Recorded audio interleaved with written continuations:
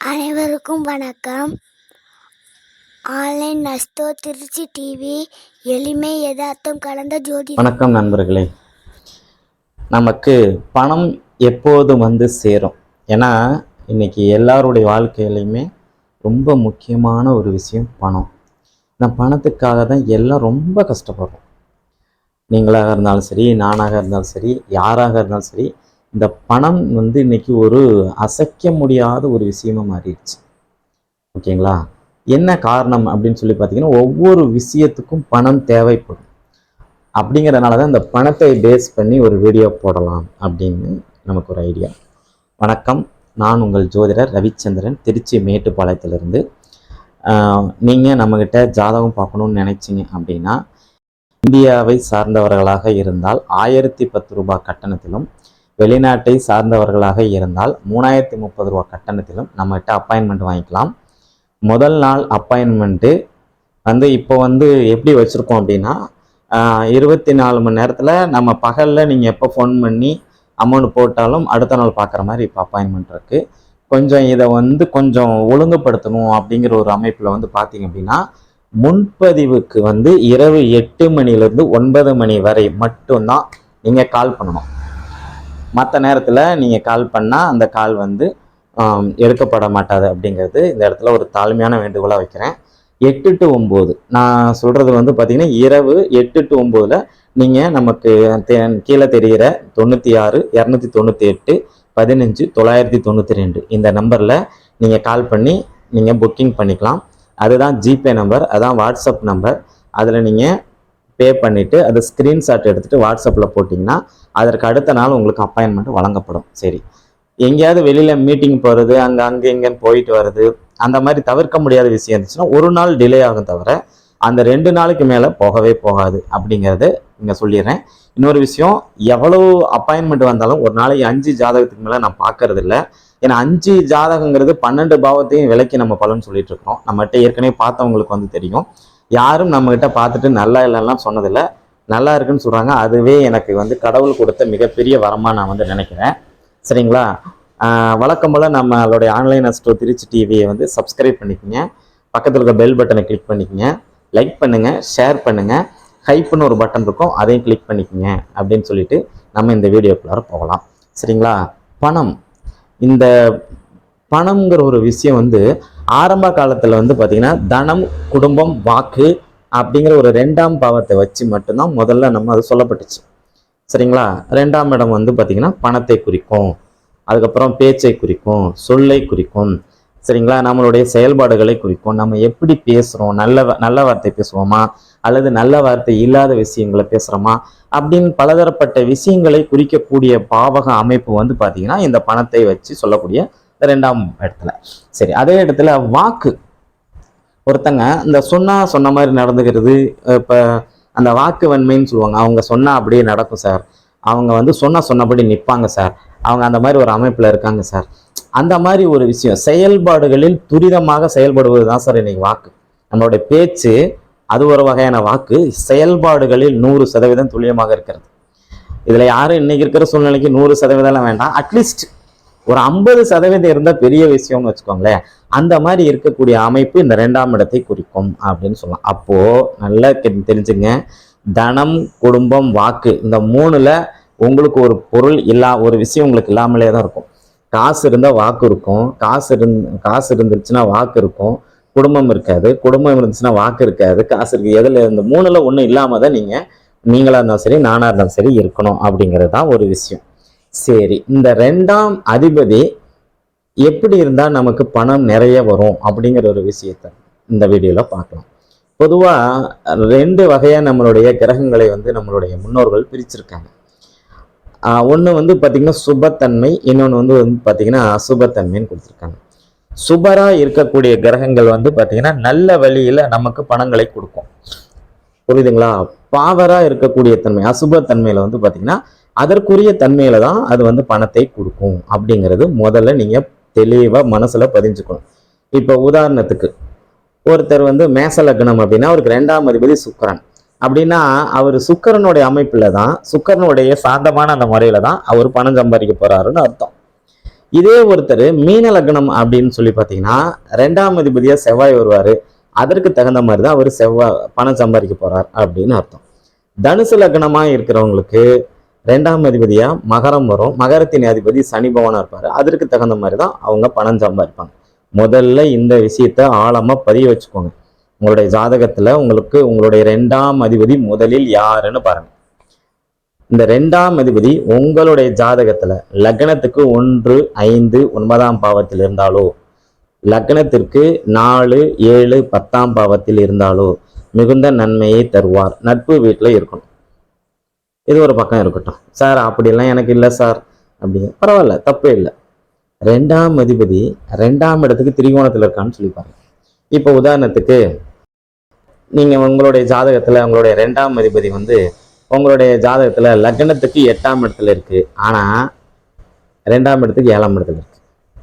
லக்னத்துக்கு 6ஆம் இடத்துல இருக்கு. ஆனா 2ஆம் இடத்துக்கு 5ஆம் இடத்துல இருக்கு. இப்படி இருந்தாலும் பணம் வரும் சார். ஆனா அதற்கும் இதற்கும் ஒரு வித்தியாசம் இருக்கு. என்னன்னா 2ஆம் அதிபதி 1, 5, 9ஆம் பாவங்கள்ல இருக்கும்போதோ, 4, 7, 10ல இருக்கும்போதோ கொஞ்சம் விரைவில் பணத்தை கொடுக்கும். இவர் வாங்குற சம்பளம், இவருடைய ஊதியம், இவருக்கு வரக்கூடிய வருமானம் ஓரளவுக்கு எல்லாருக்கும் தெரியும். ஆனால் நல்லா புரிஞ்சுங்க, ஆனால் இந்த 2ஆம் அதிபதி 6ஆம் இடத்துக்கு போகுது, 2ஆம் அதிபதி 8ஆம் இடத்துக்கு போகுது, 2ஆம் அதிபதி லக்னத்துக்கு வருது. லக்னம் விட்டுருங்க, அது லக்ன கேந்திரத்துக்கு வந்துருக்கு. லக்னத்து அது திரிகோணத்துலையுமே இருக்கு.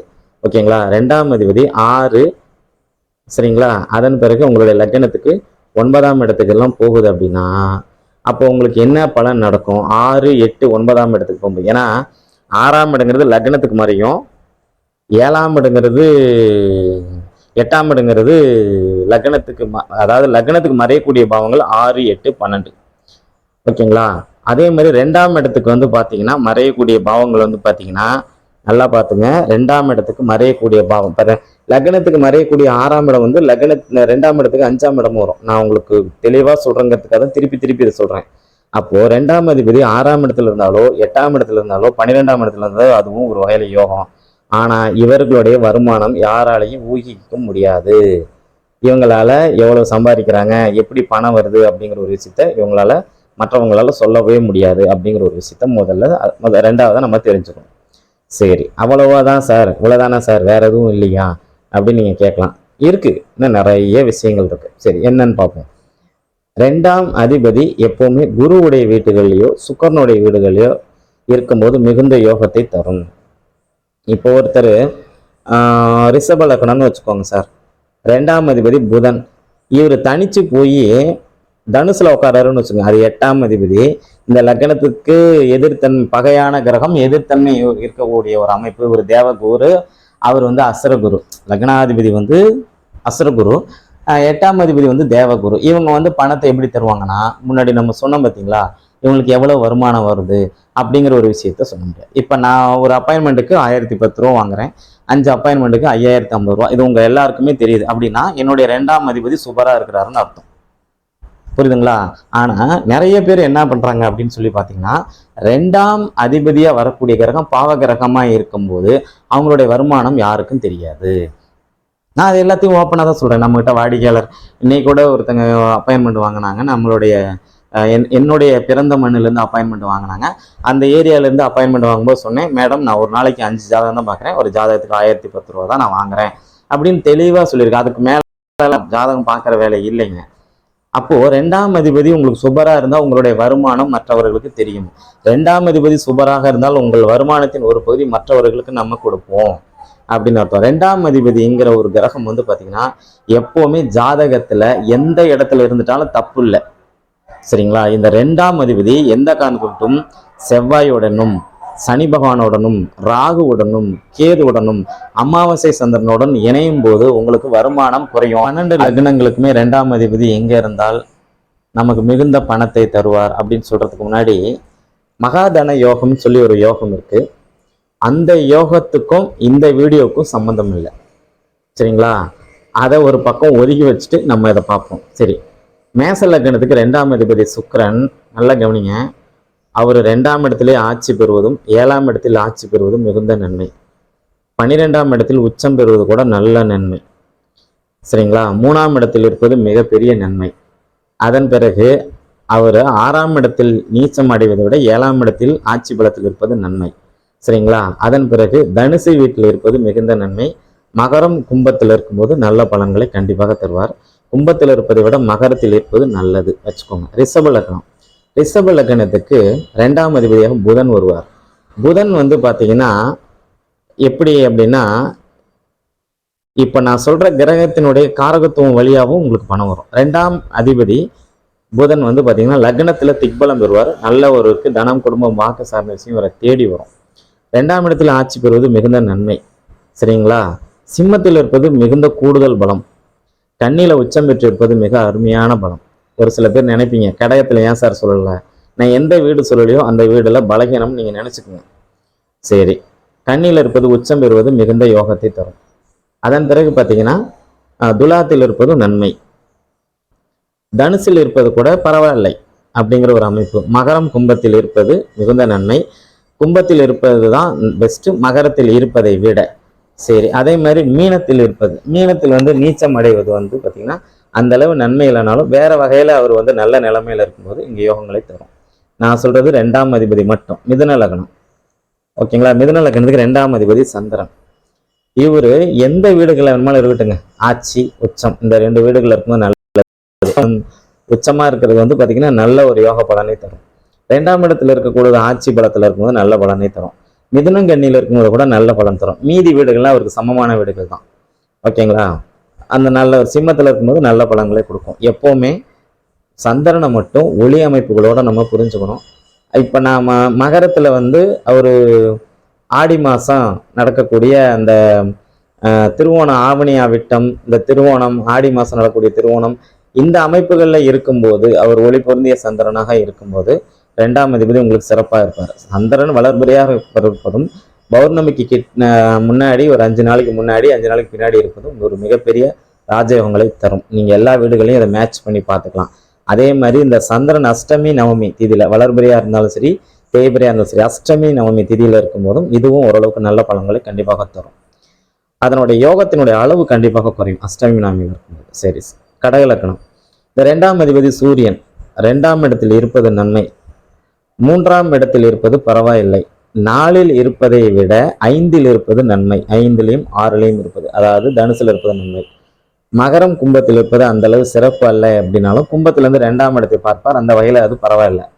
8ஆம் இடம் சொல்லக்கூடிய மீனத்தில் இருக்கும்போது நல்ல பலன்களை கண்டிப்பாக தருவார். 9ஆம் இடம் சொல்லக்கூடிய மீனத்தில் இருக்கும்போது நல்ல பலன்களை தருவார். 10ஆம் இடத்தில் உச்சம் பெறுவார். 2ஆம் அதிபதி உச்சம் பெறுவது வந்து பார்த்தீங்கன்னா ஆரம்ப காலகட்டத்தில் வந்து சூரியனாகி உச்சம் அடைவது ஆரம்ப காலகட்டத்தில் கொஞ்சம் பொருளாதாரத்தில் கொஞ்சம் மிகப்பெரிய ஒரு பின்னடைவு இருந்து அதுக்கு பிறகு கொஞ்சம் கொஞ்சமாக சரியாக போயிடும். அதன் பிறகு ரிஷபத்தில் இருக்கும்போது நல்ல யோக அமைப்பு தரும். ஆனால் இந்த கடக லக்னத்துக்கு ஒரு சரவீடு வந்து பாதகம், அதையும் சேர்த்து தான் தருவார் சூரியன் அங்கே இருக்கும்போது. மிதுனத்தில் இருக்கும்போது பரவாயில்ல, கடகத்தில் இருக்கும்போது நல்ல பலன்னு வச்சுக்கோங்க. கடகத்தில் இருக்கும்போது நல்ல ராஜயோகங்களை தருவார், தனம், குடும்பம், வாக்கு சார்ந்த விஷயங்கள். சரி, அப்புறம் சிம்ம லக்னத்துக்கு வந்துடுவோம். சிம்ம லக்னத்துக்கு 2ஆம் அதிபதி புதன். புதன் 2ஆம் இடத்துல உச்சம் பெறுவது ரொம்ப நல்ல அமைப்பு. 3ஆம் இடத்தில் துலாத்தில் இருப்பது நல்லது. அதன் பிறகு பார்த்தீங்கன்னா 5ஆம் இடமான தனுசில் இருப்பது நல்லது. 6ஆம் இடத்தில் இருப்பதை விட 7ஆம் இடத்தில் இருப்பது ரெண்டுமே அவருக்கு ஈக்குவல் பலம். ஏன்னா 7ஆம் இடத்துல திக்பலம் இழந்துருவார். அதனால 6, 7 பரவாயில்லை. 8ஆம் இடத்துல இருப்பது வந்து பார்த்தீங்கன்னா அந்த இடத்துல ஒரு நீச்சமாக இருந்திருந்தாலும் அது கொஞ்சம் பலகீனமான ஒரு அமைப்பை வந்து கொடுத்துட்டு தான் உங்களுக்கு யோகத்தை கொடுக்கும். சரி, அதன் பிறகு பார்த்தீங்கன்னா 9ஆம் இடம். ஸ்திர லக்னத்துக்கு 9ஆம் இடம் வந்து பாதகம் செய்யும். அவர் அந்த வீட்டில் இருக்க வேண்டாம். அதன் பிறகு பார்த்தீங்கன்னா 10ஆம் இடம் சொல்லக்கூடிய ரிஷபத்தில் இருப்பது யோகம், மிதுனத்தில் இருப்பது மிக சிறப்பான யோகம், கடகத்தில் இருக்க வேண்டாம். நான் இப்படி ஒரு வீடியோ போட்டிருக்கேன். அவர் இங்கே இருக்க வேண்டாம் அங்கே இருக்க, அதை பார்த்து ஒருத்தர் கமெண்ட் பண்ணார், அங்கே இருக்க வேண்டாம் இங்கே இருக்க வேண்டாம் நீங்கள் எப்படி சார் சொல்லலாம் அப்படின்னு. நம்ம என்ன சார் பண்ணுறோம், இங்கே இருந்தால் நன்மை அங்கே இருந்தால் நன்மை இல்லை அப்படிதான் நம்ம சொல்கிறோம். நீங்கள் ஏன் சார் அங்கே இருக்கிற மாதிரி கர்மாவின் அடிப்படையில் நீங்களாக இருந்தாலும் நானாக இருந்தாலும் அந்த இடத்துல இருக்கும்போது பிறக்கிறது நம்ம கர்மாவின் அடிப்படையில் தான் பிறக்கிறோம். அதனால ஒரு இடத்துல இருந்தால் நன்மை அந்த இடத்துல இருக்க வேண்டாம்னா அது நன்மையெல்லாம் நீங்கள் புரிஞ்சுங்க. இதெல்லாம் சின்ன சின்ன விஷயத்தெல்லாம் கமெண்ட் பண்ணிட்டு இருக்கக்கூடாது. ஓகேங்களா. சரி, அதன் பிறகு பார்த்தீங்கன்னா கன்னி லக்னம். கன்னி லக்னத்துக்கு 2ஆம் அதிபதியாக வரக்கூடிய கிரகம் சுக்கிரன். இந்த சுக்கிரன் வந்து பார்த்தீங்க அப்படின்னா நல்லா தெளிவாக தெரிஞ்சுங்க. இந்த சுக்கிரன் வந்து 2ஆம் இடத்துல ஆட்சி பெறுவது நல்லது. 3ல் இருப்பதை விட 4ல் திக்பலம் பெற்று இருப்பது மிகப்பெரிய யோகம். 5, 6 நன்மை மகரம் கும்பத்துல. 7ஆம் இடத்தில் உச்சம் பெறுவது சூப்பரான யோகம். 9ஆம் இடத்தில் இருப்பது மிகுந்த ராஜயோகங்களை தரும். 8ஆம் 2ஆம் இடத்தை பார்ப்பார், அது பரவாயில்லைன்னு எடுத்துக்கலாம். 10ஆம் இடத்துல மிதுனத்துல ஆட்சி பலன், அதாவது ரிஷபத்துல ஆட்சி, மிதுனத்துல நட்பு நிலைமையில இருப்பது நல்ல யோகத்தை தருவார். சரிங்களா? கண்ணியில இருக்கும்போது கூட பரவாயில்லை, ஒரு பெரிய கெடுதல்லாம் கிடையாது, நல்ல பலன் தான். நீச்சம்ங்கிற அங்கே எடுக்க வேண்டாம் அப்படிங்கிற ஒரு முறை நல்லா கவனிச்சுக்கோங்க. இங்கே சந்திரனோட மட்டும் சுக்கிரன் சேரக்கூடாது, மொத்தத்தையும் கெடுத்துரும். சந்திர அதியோகத்தில் சுக்கிரன் இருப்பது நல்லது. ஓகே, அதன் பிறகு பாருங்க நம்மளுடைய துலாம் லக்னம். துலாம் லக்னத்துக்கு 2ஆம் அதிபதியாக செவ்வாய் வருவார். செவ்வாய் 2ஆம் இடத்துலேயே ஆட்சி பெறுவது தனம், குடும்பம், வாக்கு, இதில் 3ல் ஒன்று கெடுத்து தான் உங்களுக்கு யோகத்தை கொடுக்கும். இதை தான் முன்னாடி நம்ம சொன்ன வந்தது. சரிங்களா? 2ஆம் அதிபதியாக வரக்கூடியவர் இதில் 3ல் ஏதாவது ஒரு பாதிப்பை கொடுத்துருவார். சரி, 3ஆம் இடத்துல நல்லது. 4ல் உச்சம் பெறுவது, இது கூட அவ்வளோ பெரிய ஒரு கெடுதல்னால் சொல்ல முடியாது, ஓரளவுக்கு நல்ல பலன் உண்டு. 5ஆம் இடத்துல இருப்பது பரவாயில்ல. 6ஆம் இடத்துல இருப்பது மிகுந்த நன்மை. சரிங்களா? லக்னத்துக்கு நம்ம சொல்லிட்டு இருக்கிறோம், துலாம் லக்னத்துக்கு. 7ஆம் இடத்துல இருப்பது நல்ல கவனிங்க, மனைவி குடும்பத்தை கெடுத்து யோகத்தை கொடுக்கும். 8ஆம் இடத்துல இருப்பது நல்ல பலன் தான், ஏன்னா 2ஆம் இடத்தை பார்ப்பார், ஒரு சுபருடைய வீட்டில இருந்து பார்க்கும்போது நல்ல பலன் உண்டு. சரி, 9ஆம் இடம் மிதனத்தில் இருக்கும்போது அது நல்லது அல்ல. 10ஆம் இடத்தில் நீச்சமா இருந்தாலும் அதை கட்டுக்கொள்பட்டு தான் உங்களுக்கு அங்கே நல்ல பலனை தருவார். அதன் பிறகு 11ஆம் இடத்துக்கு நன்மையும் தரும், பாதகமும் தரும், ஏன்னா சரலக்கணும். 12ஆம் இடத்தில் இருப்பது அந்த அளவு சிறப்பு அல்ல. இப்போ வந்துடலாம். 2ஆம் அதிபதி குரு பகவான் 2ஆம் இடத்தில் இருப்பது மிகுந்த நன்மை. 3ஆம் இடத்தில் நீச்சம் பெறுவது அந்த அளவு நன்மை அல்ல. 4ஆம் இடத்தில் சமநீச்ச வீடுன்னு சொல்லுவாங்க, இங்க பரவாயில்லைன்னு எடுத்துக்கலாம். 5ல் இருப்பது மிகுந்த ராஜயோகத்தை தரும். 6ஆம் இடத்தில் இருப்பது மிக சிறப்பான ஒரு விஷயம். 7ஆம் இடத்தில் இருப்பது நன்மை தான், 8ல் இருக்க வேண்டாம். சரிங்களா? மிதுனத்தில் இருப்பதை விட அவர் கடகத்தில் இருப்பது பரவாயில்லை. சிம்மத்தில் இருப்பது அதை விட அருமையான ஒரு ராஜயோகங்களை தரும். சரிங்களா? கண்ணியில அவர் இருக்கும்போது அந்த அளவுக்கு பலன் கம்மியாக தான் இருக்கும், பெரிய பலனை தராது. துலாத்தில் இருக்கும்போது மிகுந்த நன்மை. சரிங்களா? சரி, விருச்சிகத்தில் இருக்கும்போது இதுவும் பரவாயில்ல, திக்பலம் பெறுவார், அருமையான ஒரு யோக அமைப்பு இருக்கு. சரி, அதன் பிறகு தனுசு லக்னம். தனுசு லக்னத்துக்கு 2ஆம் அதிபதியாக சனி பகவான் வருவார். 2ஆம் இடத்துல இருப்பது நன்மை அல்ல. குடும்பத்தை தனம், குடும்பம், வாக்கு 3ல் 2 கெடுத்துரும், 1 தான் கொடுக்கும். 3ஆம் இடத்தில் இருப்பது பரவாயில்லை, நல்ல அமைப்பு. இளைய சகோதரன் கெடுத்து நமக்கு யோகத்தை தரும். 4ஆம் இடத்தில் மிகுந்த யோகம். 5ஆம் இடம் நீச்சம்னாலும் பரவாயில்ல, இங்கேயும் கட்டுக்குள்பட்டு ஓரளவுக்கு நல்ல பலன் உண்டு. 6ஆம் இடம் அவருக்கு பிடிச்ச ரிஷப வீடு, நல்ல யோக பலன் உண்டு. 7ஆம் இடம் மிதுனத்துல நல்ல பலன் உண்டு. கன்னி வீட்டில், அதன் பிறகு கன்னி வீட்டில் லக்னத்துக்கு தனுசு லக்னத்துக்கு 10ஆம் இடத்தில் இருப்பது மிகுந்த ராஜயோகம். 11ஆம் இடத்தில் இருப்பது நன்மை. 12ஆம் இடத்தில் இருப்பது அவ்வளவு சிறப்பான ஒரு விஷயம் இல்லை. லக்னத்தில் அவர் இருக்கக்கூடாது, கட்டுக்குள்பட்டு தான் இங்க நன்மை நடக்கும். மகர லக்னம். மகர லக்னத்துக்கு 2ஆம் அதிபதியாக வரக்கூடிய கிரகம் பார்த்தீங்கன்னா மறுபடியும் சனி பகவானே வந்துடுவார்.